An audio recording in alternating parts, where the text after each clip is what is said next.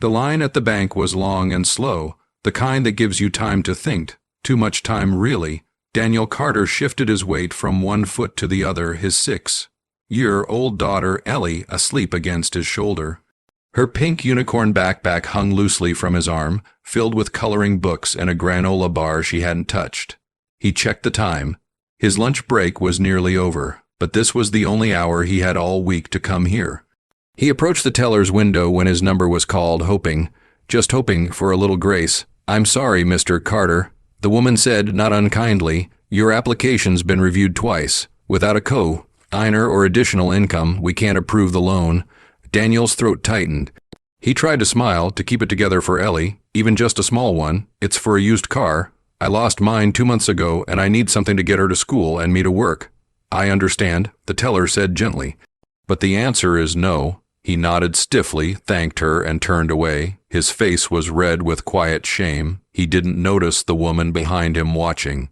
She'd been in heels and a tailored gray coat, standing quietly, holding her handbag like a woman who wasn't used to waiting for much, but had chosen to. Her name was Marissa Langford. The world knew her as a tech investor, philanthropist, and one of the youngest billionaires in the country. But in this bank, in that moment, she was simply a witness to something human, and it hit her hard. "Excuse me," she said, tapping Daniel on the arm. "I couldn't help but overhear."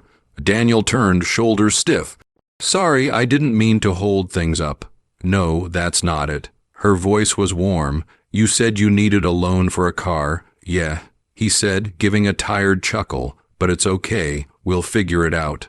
Marissa smiled, then reached into her bag and pulled out a checkbook. "What's the amount?" Daniel blinked. "What? The car, how much was it?" Around $4,000, give or take. I found a decent used Honda from a neighbor." She started writing. He held up a hand, gently stepping back.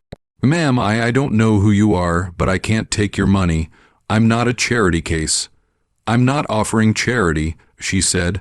"I'm offering help. Big difference." He hesitated, still holding Ellie, who now stirred and opened her eyes.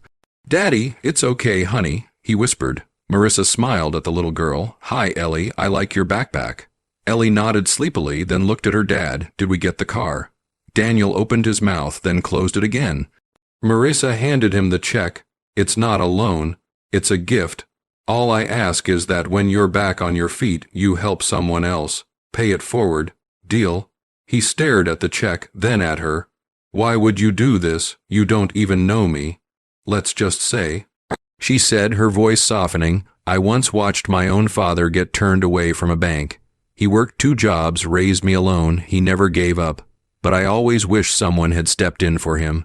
Daniel's eyes welled up. He tried to speak, but no words came. The other customers around them had gone silent. Something about the moment pulled everyone in, like they'd all just been reminded of something better about humanity. A man in line clapped, then another. A woman dabbed her eyes. The teller behind the counter smiled. "Thank you." Daniel whispered, finally, "I promise I'll make this count." 3 weeks later, the story made local news first. Then national. A single dad gifted a car by a stranger in a bank. It went viral when someone posted the security footage, not because of who Marissa was, but because of the way Daniel hugged Ellie outside the bank, crying quietly into her hair. The kind of moment that needs no translation, just heart. Within a month, Daniel had found a better paying job thanks to the increased mobility. Ellie was thriving in her new school, and Marissa, she launched a foundation, Bank of Second Chances, a grant program for parents and workers denied small loans by traditional institutions. Applications flooded in, donations poured, but the biggest surprise came 6 months later. Daniel stood outside a coffee shop, handing an envelope to a young woman who had just been evicted with her newborn. Inside was $1,000 in cash. His old Honda was parked at the curb. "You're not alone," he said simply. "I've been there." The message, kindness doesn't always look grand. Sometimes it's just someone standing behind you who chooses to step forward, not because they have to, but because they can.